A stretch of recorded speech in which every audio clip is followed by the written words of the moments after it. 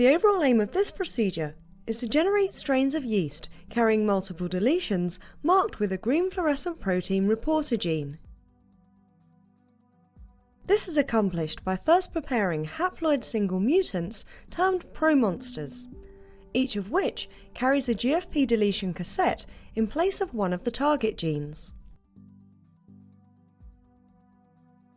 The second step is to assort the deletions via mating and sporulation of yeast strains using two sets of diploid and haploid selection markers termed GM Toolkit A and GM Toolkit Alpha that are also present in the promonster strains.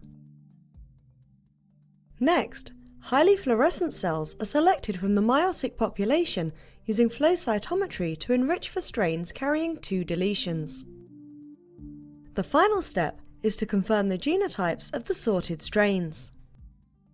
Ultimately, repeated rounds of mating, sporulation, and flow cytometric enrichment, starting with resulting strains, lead to the generation of higher order multi-deletion strains.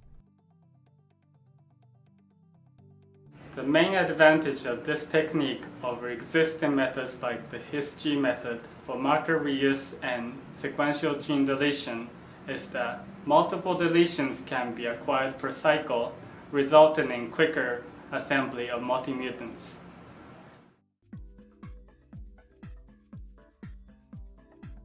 Following generation of promonsters, as described in the written protocol accompanying this video, begins sexual cycling by preparing cultures of the established promonster GFP deletion strains.